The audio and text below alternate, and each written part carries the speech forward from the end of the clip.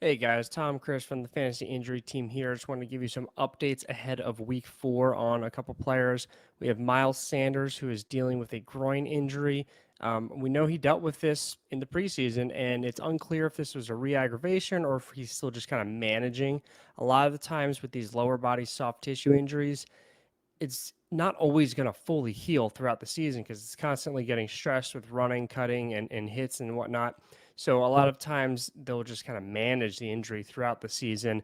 That could be what's going on here. The groin is obviously impactful for speed and single leg function, but it's really not as involved in lateral cutting as some other muscles in the hip and the leg are.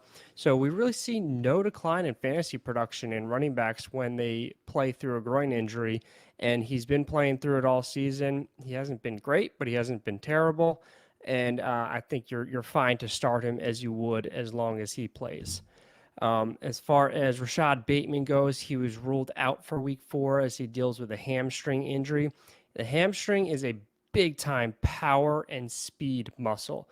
So, in particular, the research shows that once a athlete is ramping up their sprint speed from that last 80 to 100% of their full capacity speed, the load on the hamstring increases a whole lot. And if we think about that, it takes about 30 to 40 yards to get up to your top speed. So that's a speed that positions other than receivers on offense really aren't getting to on a typical play, because receivers have so much space to run their route that they really can get up to that top speed. So this is why we see hamstrings impact receivers and defensive backs the most, because they actually have the ability to get up to that top speed where the hamstring takes the most stress. Now, Rashad Bateman is a speed receiver, so it's certainly possible that when he does return from this injury, which he's been ruled out for week 4, that this could linger, but it also could impact his top end speed. Receivers average missing about 1.8 games with a hamstring injury, and they do see a drop on average of 11% fantasy production in the first game back. Bateman has not been reliable at all this season from a fantasy standpoint. And honestly, with this injury now, if you need the roster space on your redraft team, go ahead and drop him. Hopefully, you've got an IR spot that you can stash him on, but if you don't, you can go ahead and drop him. Keep him in Dynasty, still a really good prospect, really, really young. And one other injury for now, Traylon Burks of the Tennessee Titans, second-year wide receiver. It looks like he will miss a few weeks with a knee injury. Vrabel says that this is not an aggravation of the LCL injury that we know he dealt with in training camp. It's something different. They won't tell us what. A lot of times they won't.